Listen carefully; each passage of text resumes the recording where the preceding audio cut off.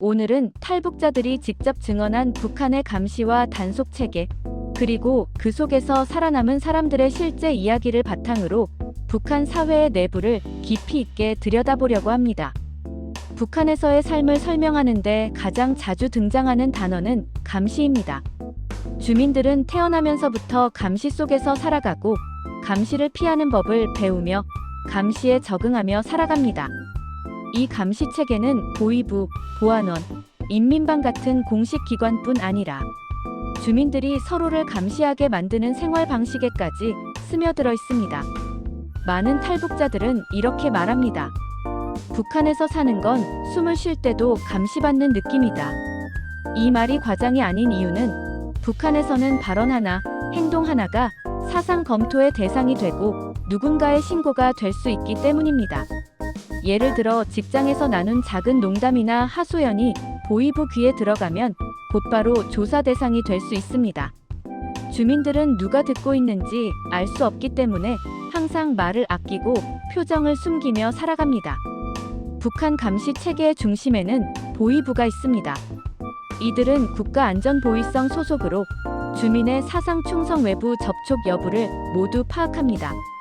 탈북자들은 보위부 조사실로 불려가는 순간 몸이 얼어붙는 느낌이 들었다고 말합니다. 보위부는 단순히 간첩을 잡는 기관이 아니라 주민의 말 한마디, 행동 하나까지 당에 대한 태도로 판단합니다. 어떤 사람은 외부 영화 파일을 숨기고 있다가 또 어떤 사람은 중국 친척과 통화했다는 이유만으로 잡혀가 구타와 장기간 조사를 받았다고 말합니다.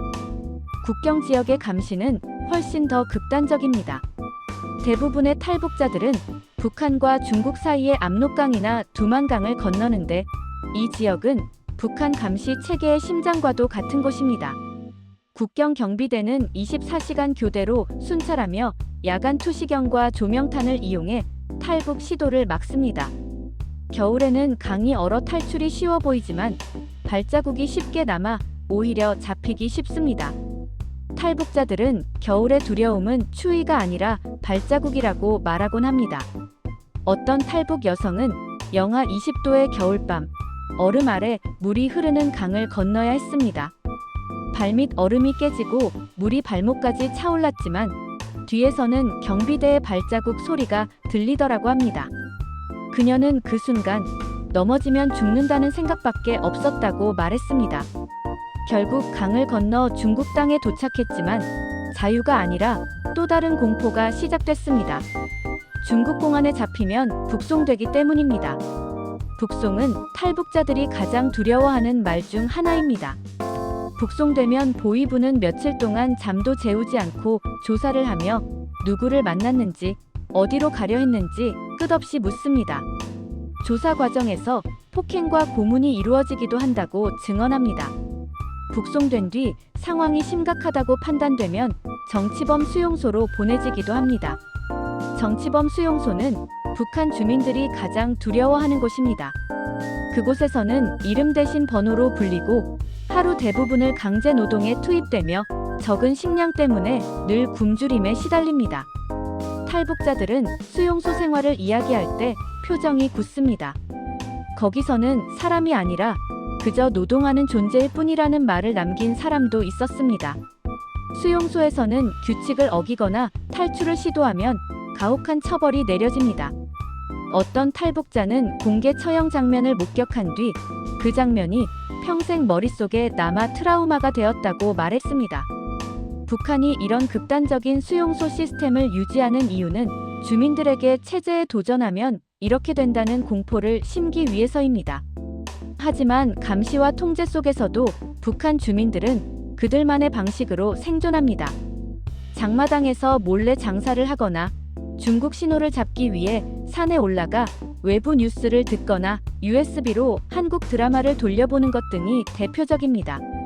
이는 북한 기준으로는 위험한 불법 행위지만 주민들에게는 삶을 유지하는 중요한 기술입니다. 외부 정보를 접하면 체제에 대한 의문과 희망이 생기기 때문에 당국은 이를 가장 위험한 요소로 보고 철저히 단속합니다. 북한 내부의 생활 감시도 매우 치밀합니다.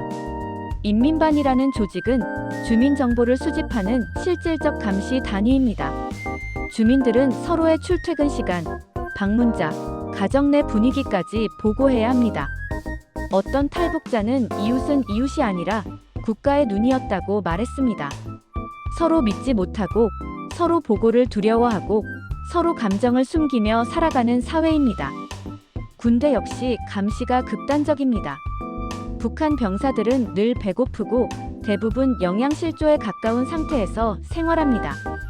어떤 병사는 몰래 옥수수를 훔쳐먹다가 반당행위로 잡혀 구타를 당했다고 말합니다. 병사들은 서로를 감시하고 보고하도록 강요받기 때문에 진짜 친구를 사귀기 어려웠다고 합니다. 탈북 이후의 삶도 쉽지 않습니다. 자유를 얻었다는 기쁨보다 먼저 오는 것은 낯선 공포였습니다. 많은 탈북자들이 한국에 와서 처음 며칠은 편하게 숨도 쉬지 못했다고 합니다. 누가 자신을 감시하고 있는 느낌이 여전히 남아있었기 때문입니다. 길을 걷다 경찰차가 지나가면 자동적으로 고개를 숙이고 누군가 문을 두드리면 몸이 굳고 작은 소리에도 예민하게 반응하는 경우가 많습니다. 하지만 시간이 지나면 그들은 서서히 자유에 적응합니다. 스스로 선택하는 법을 배우고 진짜 웃음을 되찾고 미래를 그립니다. 어떤 여성은 한국에서 낳은 아이를 보며 이렇게 말했습니다. 내 아이는 감시 없이 살 수 있다는 게 너무 고맙다. 북한 주민들의 현실을 생각하면 이 한마디가 얼마나 큰 의미인지 느껴집니다. 이 이야기를 계속 기록해야 하는 이유는 단순합니다. 북한 주민들은 스스로 말할 수 없기 때문입니다. 감시와 통제가 그들의 입을 막고 있기 때문에 대신 말해줄 누군가가 필요합니다. 오늘의 이야기는 북한 비판이 아니라 그 속에서 견디며 살아가는 사람들에 대한 기록입니다. 우리는 그들의 삶을 조금 더 이해하고 조금 더 기억하고 조금 더 관심을 가질 필요가 있습니다. 그 관심이 북한 주민들의 미래에 작은 희망이 될 수 있기 때문입니다.